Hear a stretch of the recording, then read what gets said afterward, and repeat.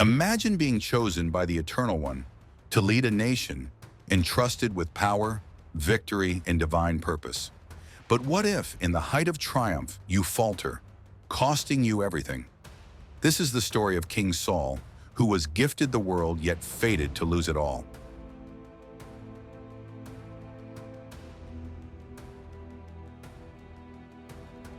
In the gathering dusk, a somber tension clings to the air over the battlefield, its silence broken only by the crackling remnants of smoldering fires and the restless bleating of spared livestock.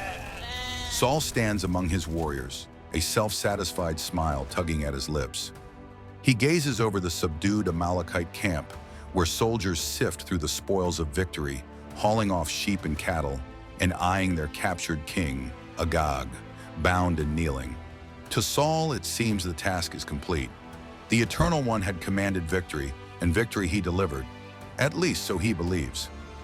Yet miles away, a lone figure stirs in the darkness of his dwelling. Samuel sits in bitter anguish, his body curled in supplication as he wrestles with the divine message. The voice of the Eternal One has come with haunting finality. I regret making Saul king. He has turned away from my commands. Samuel's soul groans as he kneels, praying through the heavy night, pleading for answers, feeling the weight of his own sorrow in the Eternal's piercing disappointment. At dawn's first light, Samuel rises, resolute yet drained, and sets out toward the Israelite camp.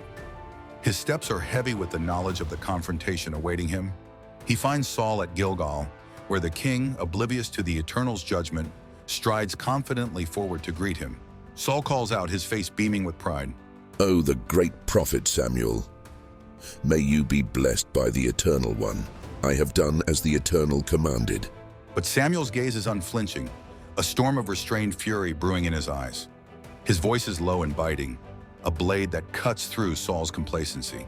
"Then why Samuel demands, do I hear sheep and cattle?" Saul's face falters, his expression shifting from surprise to strained defensiveness. "The people, they spared the best of the livestock to offer as sacrifice to the Eternal One." He insists, his words tumbling out. Samuel's jaw tightens. The prophet's voice rises, trembling with the weight of divine judgment. "Does the Eternal One delight in sacrifices as much as in obedience?" His words hang like thunder in the air. "To obey is better than sacrifice. Because you have rejected his command, he has rejected you as king." Desperation takes hold of Saul, his hands trembling as he grasps for excuses.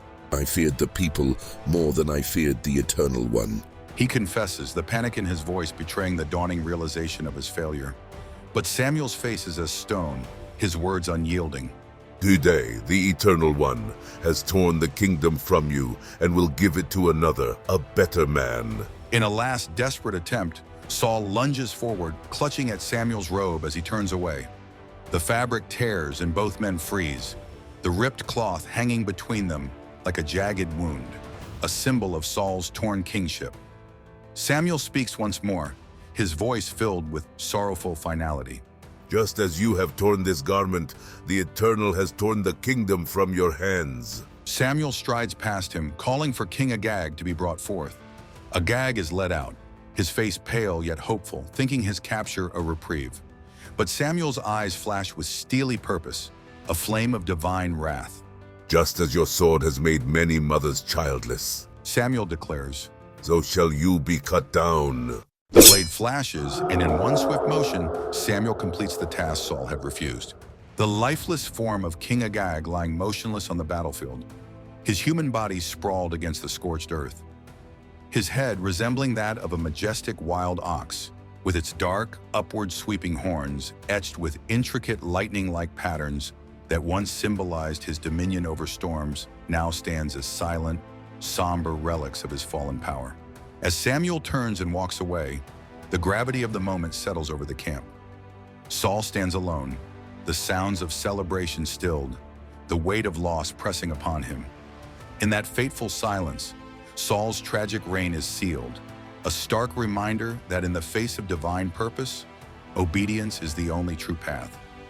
As Samuel moves forward, the divine light from above creates a stark yet hopeful contrast against the destruction, symbolizing renewal and the enduring faith that guides him through the desolation toward an unseen horizon. In the silence, two questions still troubled Samuel's mind. Who would replace King Saul as the new king of Israel? Or will King Saul allow anyone to take his throne so easily? The throne is mine. Whoever dares to challenge me, I will surely destroy.